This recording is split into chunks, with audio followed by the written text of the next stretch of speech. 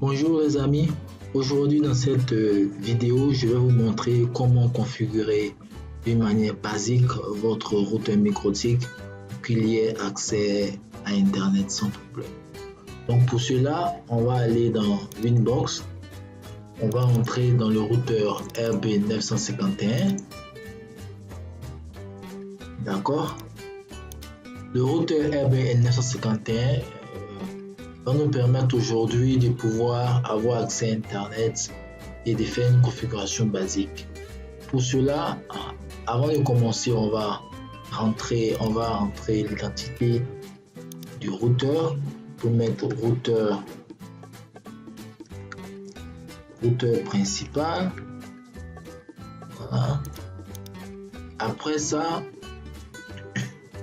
le routeur RB951 dispose de 5 ports. Donc, ce qu'on va faire déjà, c'est de renommer les ports pour qu'on puisse différencier et distinguer quel est l'usage de chacun de ces ports. Donc déjà par défaut, ou pas par défaut, mais par usage, on utilise très souvent le port 1 comme le port d'entrée de la connexion Internet. Donc déjà, pour renommer, je peux mettre ETH1 juste devant, je peux mettre 1 pour dire l'arrivée d'Internet. Et je vais utiliser le port 2, le port 3, le port 4, le port 5 comme le réseau local, c'est-à-dire où vont transiter tout l'ensemble de mes adresses IP et où vont se connecter les utilisateurs. Donc par derrière ça, je ne veux pas configurer chaque port individuellement. Donc ce que j'ai à faire, c'est de bridger tous ces ports, c'est-à-dire de mettre tous ces ports là dans un même réseau, dans un même panier. Donc pour cela, je vais utiliser le mode bridge. Bridge, je vais créer un nouveau bridge. Un nouveau bridge, c'est un pont. Donc c'est assez facile, je vais juste appuyer sur ajouter. Dès que je crée le bridge, j'appuie OK, il va me créer un nouveau bridge.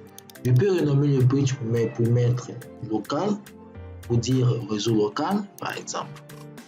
Ensuite, dans le bridge, je vais ajouter les ports que je veux mettre dans le même panier.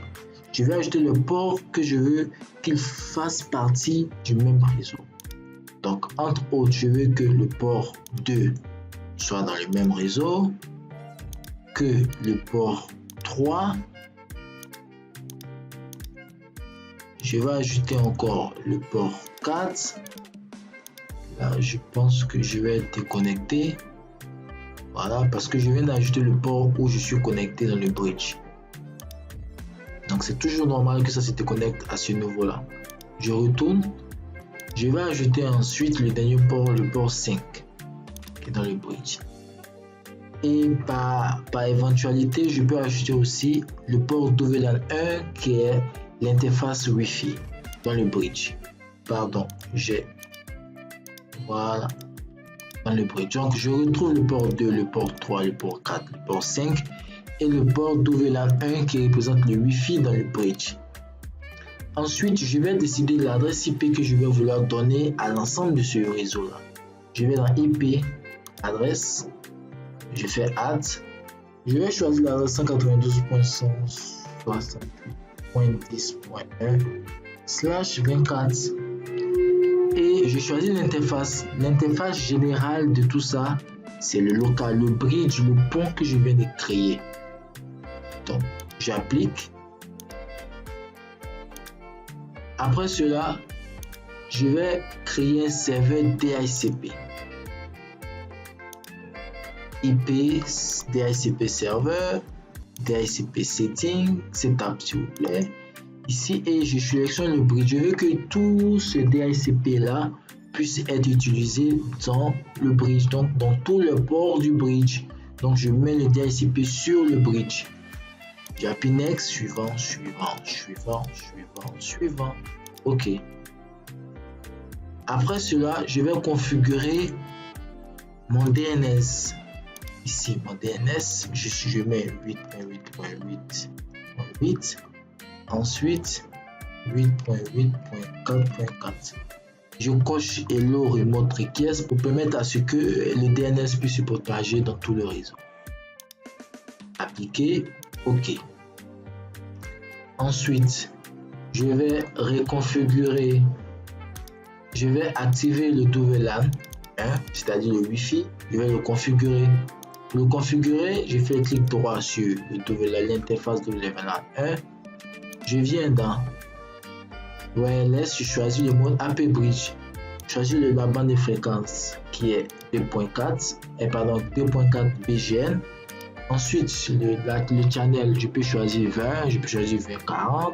Bon, par choix, je choisis 20. Je peux choisir la fréquence 24-12. Le nom du Wi-Fi, je peux mettre Test Lab. Voilà. Et là, j'applique. Après ça, si je vais activer le Wi-Fi, j'active. Ensuite, je vais mettre une sécurité au Wi-Fi. Je viens dans Security Profile, j'ajoute plus, je vais mettre Secure, je choisis le mode qui est dynamique, voilà, je choisis le type qui est le plus sécurisé, qui est WLAN 2, donc je désactive le WPA. Ensuite, là, je mets le mot de passe 1, 2, 3, 4, 5, 6, 7, 8, que je veux, par exemple, j'applique.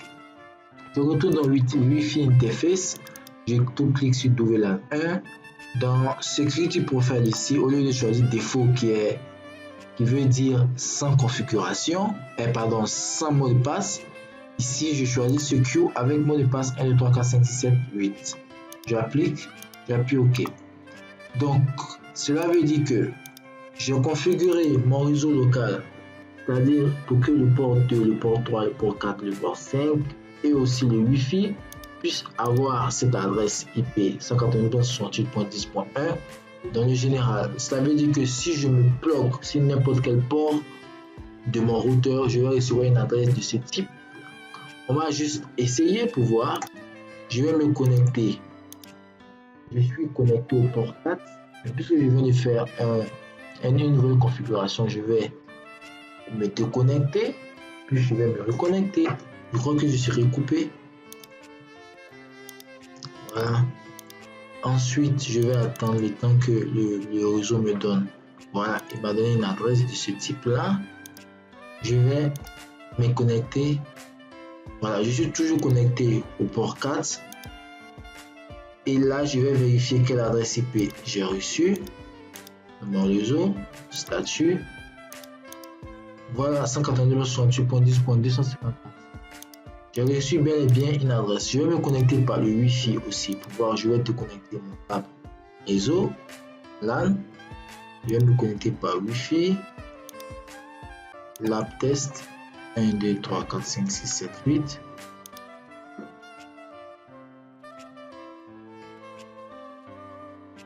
Voilà. Je vais voir quelle adresse IP j'ai reçue. 10.253. Voilà.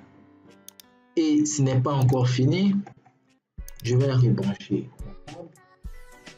Je vais déconnecter ma carte Wi-Fi. Pour que le réseau local puisse avoir Internet, on est obligé de faire ce qu'on appelle la NAT. La NAT, c'est la NAT qui va permettre au réseau public, c'est-à-dire Internet, de pouvoir reconnaître le réseau local. Donc pour cela, je viens dans IP Firewall, NAT, j'ajoute, je choisis Chine Source NAT. Ici dans Out Interface, je choisis l'interface qui doit me donner Internet, qui est l'interface 1 ETH1 qui doit me donner Internet. Et ensuite dans Action, je choisis Masquerade. Ensuite, je fais Apply. OK. Voilà, c'est fini pour la configuration basique. C'est assez simple. Comment configurer manuellement votre réseau sans utiliser ce mode-là de Quick7. Donc, comment configurer manuellement votre routeur.